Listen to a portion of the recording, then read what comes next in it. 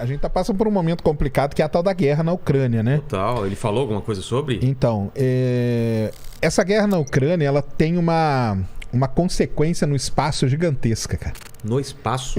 Para exploração espacial. Por quê?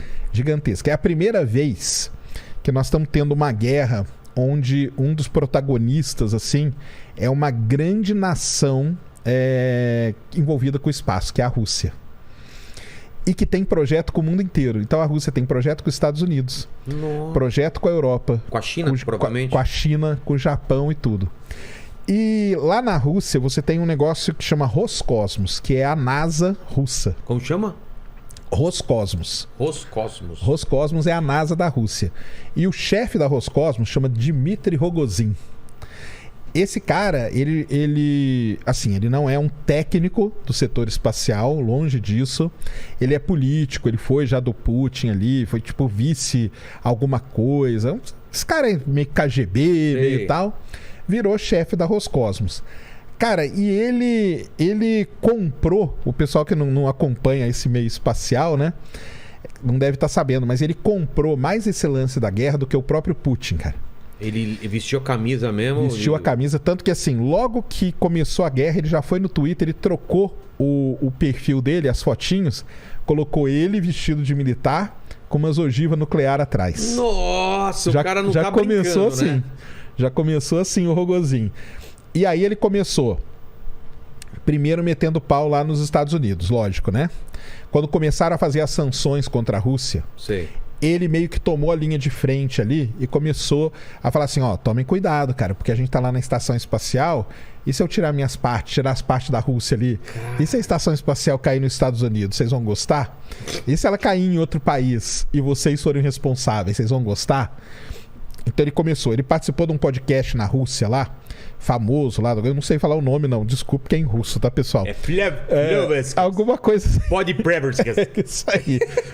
Cara, mas ele ficou umas 3, 4 horas lá, falando, ameaçando, cara, e detonando. E nessa brincadeira toda, o que aconteceu? Primeira coisa, a Alemanha, ela tinha um satélite junto com a Rússia que explorava buracos negros. A Alemanha foi lá e desligou a parte dela do satélite. O quê? A Rússia, ela vende motores, um determinado tipo de motor de foguete que é usado pelos foguetes americanos, é vendido pela Rússia. O Rogozin foi lá e falou, não vendemos mais. Não damos mais suporte para o que já está lá. Entendi. E não vamos vender mais nenhum. Aqui na América do Sul, aqui na Guiana Francesa, tem uma base de lançamento, a de Kourou, onde tinha russos, porque o foguete Soyuz, uma versão do Soyuz era lançada daqui. O Rogozin mandou todos os russos voltarem e ir embora para a Rússia, deixou aqui.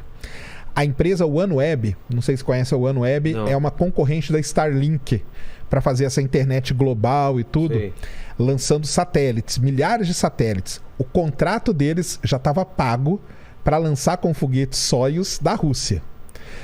O foguete foi para a plataforma, ficou de pé, aí o Rogozin falou assim, eu só lanço se nessa empresa OneWeb o Reino Unido é um dos acionistas da empresa.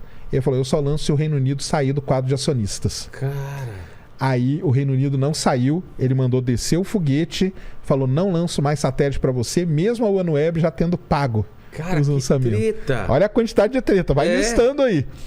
E a pior de toda, talvez a mais triste de todas, ia ter uma missão para Marte agora, ia ser lançada esse ano, que é a Agência Espacial Europeia, que é a ESA. A ESA ela é composta por 22 países membros ali. E a Roscosmos. Então tem um rover, que é um jipinho robô, né, que explora lá, que foi construído pela Agência Espacial Europeia, chama Rosalind Franklin. Quem ia lançar era um foguete russo, chamado Proton, e a plataforma que ia pousar era a russa também. Nessa confusão toda, a Roscosmos com a ESA brigou, não vai ter mais a missão. E tá tudo pronto. Cara, e ninguém sabe o que vai acontecer com o rover, ninguém sabe o que vai acontecer com nada. Tudo por conta da guerra. E aí, então criou-se todo... Não é só da guerra, é todas as sanções que o Ocidente fez, isso. eles estão... Todas as sanções que o Ocidente fez, a resposta foi essa retaliação geral. É engraçado, porque tudo isso está contando, não vai para grande mídia, né? Não vai, porque cuida desse setor espacial, fica meio ali, nichado, né? É muito nichado. Cara, mas é muita confusão. E a grande, vamos dizer assim, coisa que tem é... E a Estação Espacial Internacional? O que acontece lá dentro? Qual que é o acordo deles? Não, o acordo é que lá dentro, né, você tem...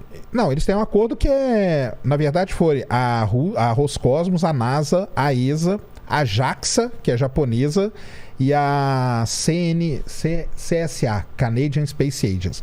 Essas 5 agências espaciais é que construíram a estação espacial. Foram essas 5. Mas quem vai mesmo é russo e americano, né? De vez em quando vai um alemão e tal, não sei o quê. Bem, no meio de tudo isso, ia voltar uma nave trazendo um americano, que acabou quebrando até o recorde dos astronautas americanos no espaço, junto com 2 russos. Putz, olha a treta, meu. Chegou num momento que ele falou, o cara não vai vir. Chegou um momento que ele falou isso. Acabou que o cara voltou, foi tudo bem, e foi até meio emocionante lá na hora que eles foram se cumprimentar. Eles falaram, eles estavam lá na estação, né? Eles falaram, lá na Terra, os homens brigam. Aqui nós somos uma tripulação só. Olha que legal. E aí vieram numa boa e tal. Mas e aí, qual que é o futuro da estação espacial? A gente não sabe. É carta para um lado, é e-mail para o outro. Por que eu contei toda essa história? Porque quem que entrou no meio de tudo isso? O Elon Musk. Ah, é? Exatamente, cara. Ele não podia ficar de fora. Qual que é a cara, posição dele? Aí ele começa a twittar, né? Aí nisso tudo, o Rogozin falou assim, os Estados Unidos que voem com aquelas vassouras espaciais deles. E agora nos lançamentos da SpaceX, na hora que tem a contagem regressiva, e dá o lift-off lá, né? Sim. Que é lançou. Aí o cara lá, o narrador fala, lançou mais uma vassoura espacial. Dando uma cutucada. Dando uma cutucada do lado e do outro. E aí, cara, o Elon Musk começa a twittar, cara. Twittar em russo, entendeu? Nossa. E dá umas espetadas aqui, umas espetadas ali. A gente pode ter uma terceira guerra mundial por causa do Elon Musk no Twitter, então. Praticamente. Então, assim, vamos dizer... Tem esse lado todo triste da guerra aí que está acontecendo, que está gerando essa confusão toda. No setor espacial, assim, é muito terrível mesmo o que está acontecendo. A Rússia, ela meio que está se isolando. Porque ela está se isolando. Ela não... Dificilmente a ESA vai fazer acordo com ela de novo, por causa dessa confusão toda. A China, você vê que a China ela fica meio ali, meio que não fala muito, né? Meio dúbia, né? Meio dúbia. Segundo... As últimas notícias aí é que vai fortalecer a relação China e Rússia, pelo menos na parte espacial. Mas cria uma confusão, né, cara? Agora vamos ver como vai ser o desenrolar aí de tudo isso, né? Total. Para poder entender como que vão ficar as coisas. Mas foi aí passando os momentos tensos aí, viu? Mas é engraçado porque eu tinha uma ideia de que a Rússia estava totalmente defasada. Então ela ainda tem tecnologia de ponta. Não, ela é muito boa. Na parte espacial. Poxa. É mesmo? Não, a Rússia é a segunda melhor, né, cara? Assim, no setor espacial não tem, cara. Os foguetes Soyuz voam há muito tempo. A Rússia ficou 11 anos, que é só ela que levava astronauta para o espaço, cara. E por que isso? Até porque os Estados Unidos, em 2011, aposentou os ônibus espaciais. Sem ter um backup de outra tecnologia? Sem ter um backup, mas querendo investir em empresas. E aí que entra a SpaceX na história e a Boeing também para desenvolver as coisas e tal. Só que foram 11 anos até a SpaceX lançar o ano passado, né, o foguete com os astronautas de novo. Nesse período, os Estados Unidos lançavam astronauta para o espaço pagando assentos na nave Soyuz da Rússia. Olha só. $80 milhões por assento.